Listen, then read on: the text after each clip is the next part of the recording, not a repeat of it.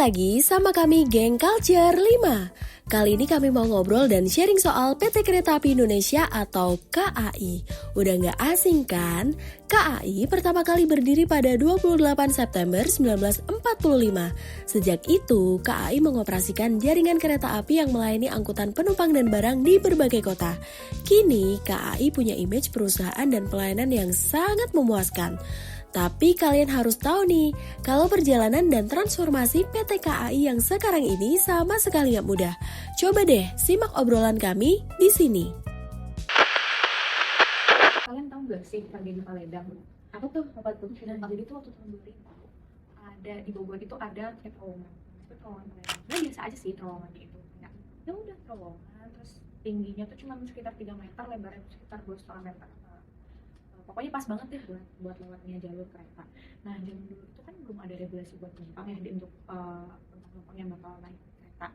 Nah jadi itu banyak banget penumpang yang kalau misalnya gerbongnya udah penuh, mereka tuh manjat ke atapnya itu. Nah pas si keretanya itu lewat ke terowongan Paledang itu, terjadilah kecelakaan. Di situ tuh banyak banget korban jiwa. Nah setelah kejadian itu PT KAI itu langsung kayak memperketat keamanan penumpang, kayak bikin regulasi bahwa penumpang tuh nggak boleh lagi naik ke atas atap kereta. Kemudian atap kereta tuh dipasangin kawat berdiri gitu loh biar nggak pada manjat lagi. Setelah kejadian itu juga KAI itu langsung kolaborasi sama pemerintah setempat untuk memperbaiki infrastruktur, kayak dibikin baru nih jembatan penyeberangan orangnya untuk stasiun Bogor Paledang itu. Ngeri juga ya. Itu berarti para penumpang sang korban itu para penumpang gelap berarti ya? Iya bisa jadi sih kan kalau seperti itu ya. Iya. Berarti makanya ada perubahan masalah tiket. Kan dulu tiketnya tuh cetak ya, kertas kan, jadi bisa disalahgunakan. Terus seiring perkembangan jalan menggunakan teknologi, jadi tiketnya tuh berupa Elektronik gitu ya. Itu ya. jadi mid-scan gitu. memudahkan kita ya. Oke, dari HP juga bisa ya sekarang pesen. Pakai HP bisa. Terus KAI sekarang juga mereka juga kerjasama menggunakan e-money sekarang itu dari berbagai bank, BRI, BNI, sama BCA yang aku tahu. Oh iya. Lebih mudah ya berarti sekarang buat Lebih mudah. akses tiket Dan juga meminimalisir antrian. Kan kalau Oh, iya. tiket tuh kalau yang cetak dulu kan panjang tuh antrinya. Ya kayak anti bansos ya. Iya, itu ya. Bergeser ke era digitalisasi ya. Berarti emang peningkatan pelayanannya kelihatan banget ya dari KAI ini ya. Aku juga pernah tuh naik kereta. Nah, terus yang aku rasa itu sekarang di kereta di KAI ini udah ada pramugarinya.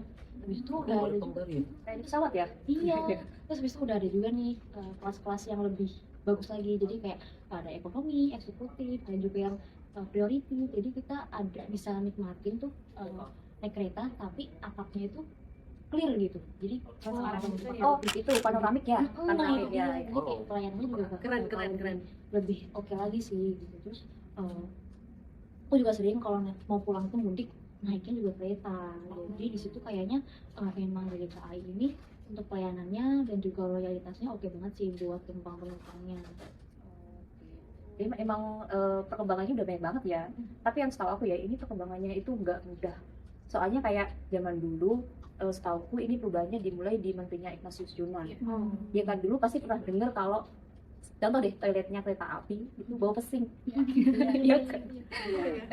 Dan bandingin sama sekarang bersih kan, bersih. Nah itu tuh dimulai dari masanya kayak Ignatius Jonan. Dia tuh waktu pertama menjabat tuh bahkan pernah bilang kalau dalam 3 bulan ini toilet kereta api nggak bersih, nggak bener, mending toilet kita semua yang ada di kantor, stafnya KAI itu mending dihilangkan semua, kita semua pakai toilet umum. Jadi emang dia tuh benar-benar tegas, makanya hasilnya itu kelihatan. Sekarang toiletnya di kereta itu bersih-bersih dan aksesibel lah, pokoknya beda banget dari zaman dulu. Ngomong-ngomong soal toilet, nih KAI ternyata juga udah berbenah ya dan ramah untuk teman-teman disabilitas.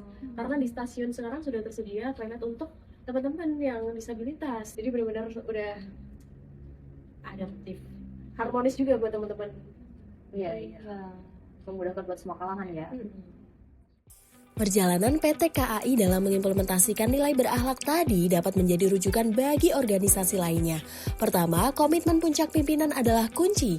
Kedua, transformasi digital harus dipakai sebagai akselerator buat beradaptasi dengan perubahan zaman. Tiga, kolaborasi dan investasi ke SDM itu sifatnya krusial buat menciptakan nilai tambah dan solusi untuk berbagai masalah. Terakhir, budaya perusahaan perlu dibangun dan dirawat agar internalisasi nilai berakhlak bisa maksimal.